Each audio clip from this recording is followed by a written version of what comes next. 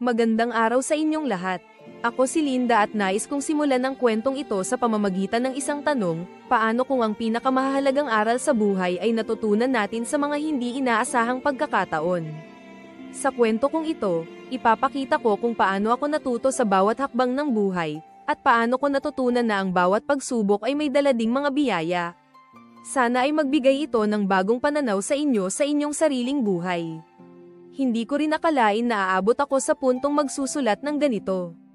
Pero siguro kasi, kapag hindi mo na alam kung saan mo ilalabas yung bigat, mas madaling magkwento sa mga hindi mo kilala. Walang husga, walang sambat, pakinggan mo lang. Magsisimula ako doon sa abandoned building. Oo, doon talaga lahat nagsimula. Yung tipong tagpuan ng mga batang naglalakwatsa, nagtatagpo para gumawa ng hindi dapat, mga sekreto na hindi pwedeng ilabas kahit kanino. Hindi ko rin alam kung bakit ako pumayag noon. Siguro kasi, ang tagal ko nang hindi nararamdaman na pinipili ako ng kahit sino. Si Ninong, matagal ko na siyang kilala. Laging nandyan tuwing birthday, may pa-envelope, may pabiro na, dalaga ka na ah. Pero nung araw na yon, hindi biro yung mga tingin niya. Hindi na siya yung Ninong na kinilala ko. Biglang naging ibang tao siya. At mas malala, bigla rin akong naging ibang tao. Nagsimula lang sa simpleng kwentuhan. Yung mga tipong, okay ka lang ba, na hindi ko naririnig kahit sa sariling bahay. Hindi kasi uso sa amin yung lamang. Basta may pagkain, may pera pang project, solved na sila. Pero walang nagtatanong kung masaya ba ako. Kung may bumabagabag ba. Kaya nung narinig ko yun kay Ninong, parang ang sarap sa pakiramdam. Parang may biglang yamakap sa akin kahit walang yakap. Hanggang sa humawak siya sa kamay ko. Hindi ko agad binawi, hindi ko rin alam kung bakit. Siguro kasi ang sarap maramdaman na may naglalambing, na may pumipili. Kahit alam kong mali, kahit alam kong may boyfriend ako, kahit alam kong siya, Ninong ko, hindi dapat ganon. Hindi ko nga alam kung anong mas masakit, yung ginawa ko, o yung parte ng sarili kong hindi man lang tumanggi. Yung parte ko na naghahanap ng lamang kahit mali, yung parte ko na gustong maramdaman na babae rin ako. Na gusto ko rin minsan hindi ako yung laging, matalino, masipag, responsable. Gusto ko rin minsan maging mahina. Gusto ko rin minsan may magpili sa akin hindi dahil mabait ako, kundi dahil gusto nila ako, buong buo. Pero ang totoo, hindi buo ang naramdaman ko nung gabi na yon. Halong kaba, halong kilig, halong takot, halong hiya. Lahat na yata ng emosyon, naghalo-halo sa loob ng abandoned building na yon. Kaya eto ako ngayon, nagkukwento sa'yo, DJ. Hindi para humingi ng awa. Hindi rin para ipagtanggol ang mali ko. Gusto ko lang itanong, malibang hanapin ko yung lamang na hindi ko nakuha sa bahay. Malibang gusto kong maramdaman na babae rin ako. Hindi lang anak, hindi lang estudyante, hindi lang responsable. Ito na yung simula ng kwento ko. Kung paano isang gabi sa lumang building ang gumising ng parte ng sarili kong matagal ko nang tinatago. Kahit hindi ko alam kung saan ako dadalhin nito. Bata pa lang ako, sanay na ako na hindi kami sweet sa bahay. Hindi uso sa amin yung yakap, yung, anak, proud ako sa'yo, o kahit simpleng, kumusta ka? Basta may pagkain sa mesa, okay na dapat yun. Kapag may kailangan ako sa school, hindi sila nagdadalawang isip. Kompleto ako sa gamit, pero ibang klaseng gutom yung naramdaman ko habang lumalaki ako, hindi sa tiyan, kundi sa dibdib. Gutom sa yakap, gutom sa lamang. Madalas akong mapag-isa. Hindi kasi ako marunong magkwento ng problema. Saan ko ba natutunan yun? Ewan. Siguro kasi kahit nung bata pa ako, parang wala namang interesado. Ang mahalaga, matino ka, hindi ka sakit ng ulo, tapos na. Doon pumasok si Ninong. Siya yung laging andyan tuwing may okasyon. Parang ikalawang tatay. Laging may bitbit na kung ano, laruan, minsan chocolate, minsan simpleng regalo lang na hindi ko rin naman hiniling. Pero yung mga mata niya, iba.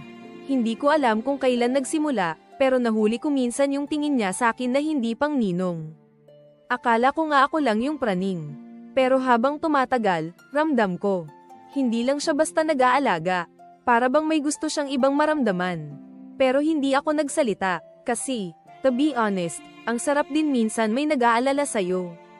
Kahit alam mong may mali, kahit alam mong dapat hindi, ang sarap ng pakiramdam na may isang taong tumitingin sa'yo hindi bilang anak ng kaibigan niya, kundi bilang babae. Bago pa man nangyari yung sa abandoned building, ilang beses ko na ring naramdaman yung mga haplos niya sa balikat ko. Yung mga hawak na kunwari ibiro, pero may diin. Yung mga tingin na parang may sinasabi, pero hindi niya sinasabi. Ang weird no, na parang hinahanap mo yung lamang sa maling tao. Pero kapag kasi palaging kulang yung yakap na dapat nakukuha mo sa bahay, natututo kang tumanggap kahit tira-tira. Kahit atik lang, kahit pansamantala. Kasi hindi ko na nga rin alam kung ano ba yung tama. Basta ang alam ko lang, pag siya yung kaharap ko, parang buo ako kahit sandali lang. Nung una, galit ako sa sarili ko. Bakit ko hinayaan? Bakit hindi ako tumakbo? Pero kapag sanay kang hindi pinipili, ang sarap maramdaman na kahit saglit, may pumili sa'yo. Kahit mali, kahit bawal. Kahit alam mong pagkatapos nun, mag-isa ka na ulit. Kahit alam mong hindi pagmamahal yung kapalit, kundi hiya. Hindi ko rin alam kung paano ko sisimulan ayusin to. Pero siguro kaya ako nagsusulat, kasi pagod na rin akong magpanggap na okay ako. Na hindi ako naghahanap ng lamang, na hindi ako nagugutom. Kasi hanggang ngayon, kahit may sakit, hinahanap ko pa rin yung hindi ko nakuha sa bahay.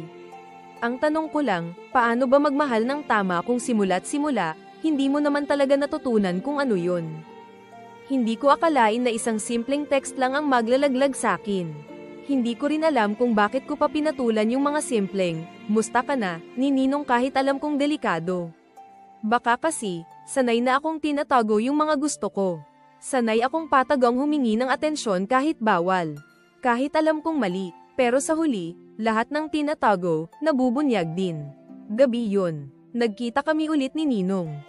Hindi sa abandoned building, kundi simpleng tagpuan lang para magkwentuhan. Wala namang nangyari, pero alam kong mali pa rin. Kasi hindi ko na boyfriend yung kinakausap ko, ibang lalaki na, at mas masahol pa, ninong ko. Parang wala na akong konsensya. O baka kasi nalulunod na ako sa atensyon na matagal ko nang hinahanap. Tapos biglang nag-pop yung message sa phone ko habang nagkakasayahan kami. "Ingat ka dyan, ha? Miss kita." Hindi ko pa nabubura. Hindi ko pa naisip kung paano ko idadahilan, biglang may kamay na humablat ng cellphone ko. Siya, boyfriend ko. Hindi ko alam kung bakit nandun siya. Hindi ko alam kung sinundan ba niya ako o nagkataon lang. Pero nung nabasa niya yung message, parang gumuho lahat. Anong ibig sabihin nito? Sigaw niya. Wala akong nasabi. Para akong napako sa kinauupuan ko. Ang sakit. Hindi dahil nahuli ako, kundi dahil nakita ko yung itsura niya. Yung mata niya, punong-puno ng tanong. Bakit? Paano mo nagawa to? Hindi ba sapat? At ang pinakamasakit, si Ninong, yung akala kong pro-protektahan ako, hindi man lang umimik. Bigla siyang naging estranghero. Parang hindi kami magkausap kanina. Parang hindi niya ako hinawakan ilang gabi bago nun. Hindi niya ko tiningnan. Hindi niya ako ipinagtanggol. Hindi niya sinabi kahit isang, ako ang may kasalanan. Ang ginawa niya lang, tumalikod. Parang binuhusan ako ng malamig na tubig. Naiwan akong mag-isa. Sa gitna ng sigawan, ako yung napiling kalaban. Ako yung mali. Ako yung malandi. Ako yung walang kwenta. Ako yung walang respeto. Tapos ang tanong lang ng boyfriend ko, paulit-ulit, bakit? Kulang ba ako? Hindi ko masagot. Kasi ang totoo, hindi siya ang kulang. Ako yung may bitbit na butas na hindi niya kayang punan. Butas na dala ko pa simula pagkabata. Hindi niya kasalanan na hindi ko alam paano maging buo. Pero ang sakit lang, kasi kahit mali ko, sana man lang, kahit isang beses, may pumili sakin. Kahit yung lalaking dapat nagbibigay ng respeto, kahit isang salita man lang, sana pinaglaban ako. Pero hindi, wala, naiwan akong mag-isa, umiiyak, nahihiya, galit sa sarili, galit sa mundo. Hanggang ngayon hindi ko alam, paano mo ba ibabalik yung dignidad mong gumuho na sa harap ng mga taong akala mo, pagmumula ng pagmamahal mo. Akala ko pag nahuli ka, tapos na. Pero hindi pala, doon pa lang pala nagsisimula yung tunay na parusa. Hindi ko na kailangang sigawan o saktan para maramdaman kung gaano kabigat yung ginawa ko. Kasi minsan, yung katahimikan, mas malakas pa sa sigaw. Nagkalat yung kwento. Hindi ko na alam kung sino nagsimula, pero parang lahat, alam na. Sa eskwela, hindi naman nila ako inaaway, pero ramdam ko yung mga tingin. Yung tipong pagdaan ko, biglang tatahimik. Yung mga barkada ko dati, isa-isa nang naglalayo. Yung iba, Nakangiti pa, pero kita mo sa mata, hindi na pareho. Para akong multo na buhay. Pinakamasakit sa lahat, sa bahay.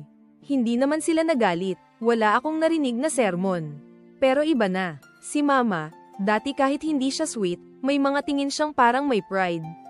Ngayon, parang wala akong kwenta. Hindi na niya ako tinitingnan ng diretso. Kapag kausap niya ako, saglit lang. Wala nang tanong, wala nang kahit ano. Parang gusto na lang niya tapusin ang usapan para makaiwas. At si Ninong, parang hindi nangyari. Wala siyang effort. Hindi siya nag-explain. Hindi siya humingi ng tawad. Wala, parang hindi niya ako kilala. Para akong papel na ginusot, pinunit, tapos tinapon. Sa kanya nagsimula, pero ako yung nagtapos na basura. Minsan iniisip ko, baka kasalanan ko rin naman talaga lahat. Ako yung naghanap ng lamang. Ako yung sumagot sa mga text. Ako yung pumunta sa abandoned building na yun. Ako yung nagpakabobo. Kasi ang totoo, ang sarap kasi nung pakiramdam na pinipili ka. Kahit lason, kahit alam mong hindi totoo, kahit alam mong sandali lang. Ang sarap, pero yun nga, lason ang sarap. Masarap saglit, pero pag nilunok mo, unti-unti kang mamamatay. Ang hirap lang tanggapin na yung mga maling desisyon mo, hindi lang ikaw yung nasaktan. Kahit yung mga taong wala namang kinalaman, nadadamay. Pati yung pangalan ng pamilya ko, nadungisan ko. Pero ang pinakamasakit, ako yung unang nagtaksil sa sarili ko. Ako yung unang hindi nagbigay ng respeto sa sarili ko. Ako yung unang nagbenta ng pagkatao ko kapalit ng ilang segundo ng lamang. Ngayon, wala na akong lakas humarap kahit kanino. Hindi ko alam kung paano magsisimula ulit. Hindi ko alam kung paano babangon sa isang buhay na parang hindi na ako belong kahit saan. Paano nga ba? Paano ka babalik sa dating ikaw kung ang tingin ng lahat, marumi ka na? Gabi na, tahimik, wala akong ibang kasama kundi sarili ko. Hindi ko na rin mabilang kung ilang beses na akong tumitig sa kisame, naghahanap ng sagot. Parang lahat ng tanong ko, paikot-ikot lang. Bakit ako ganito? Bakit ako madaling bumigay? Bakit kahit anong lamang ng ibang tao, parang lagi akong nauuhaw? Minsan, bumabalik sa akin yung mga eksena na akala ko nakalimutan ko na. Birthday ko, wala namang handa, hindi kasi uso sa amin ang selebrasyon. Pero ang hindi ko makalimutan, yung pag-uwi ko na may medalya sa leeg, tapos wala man lang nagtangkang kumumusta o humanga. Parang normal lang. Oh, ayos. Kumain ka na. Ganun lang. Lagi akong mag-isa, laging tahimik, hindi ako sanay magkwento kasi pakiramdam ko, hindi naman sila interesado. Parang puro bigay lang ng baon, ng ulam, ng gamit, pero wala yung pinakahinahanap ko, yung yakap. Yung simpleng tanong na, anak, okay ka ba talaga? Kaya siguro, nung dumating si Ninong, nagulo lahat. Kasi siya lang yung unang tumingin na parang may halaga ako. Kahit alam kong mali, kahit ramdam kong may ibang ibig sabihin yung mga tingin niya, hindi ko na inintindi. Kasi ang sarap yung may isang taong willing pakinggan kahit nonsense yung kwento mo, kahit paulit-ulit ka, kahit minsan tahimik ka lang, pero andan lang siya. Pero ngayon, naiintindihan ko na. Hindi lang si Ninong ang mali, ako rin. Kasi matagal na akong naghahanap ng yakap kahit saan. Kahit kanino. Hindi ko nga alam kung anong klaseng tao ako kapag wala yung validation ng iba. Sino ba talaga ako pag wala na akong kayang ibigay? Kapag hindi na ako maganda, hindi na ako masarap kausap, hindi na ako nakaka-excite. May natitira pa bang ako? Hindi ko alam kung paano ko nagawang ibigay yung sarili ko ng ganon kadali. Hindi ko rin alam kung kailan nagsimula na mas mahalaga sa akin yung atensyon kaysa respeto. Baka kasi hindi ko rin talaga natutunan kung paano respetuhin sarili ko. Kasi paano mo mamahalin sarili mo kung hindi ka tinuruan? Kung puro, magaling ka, pero walang, mahal kita. Ngayon, wala na akong ibang hinihingi kundi kapayapaan. Hindi ko na alam kung saan ko hahanapin yun.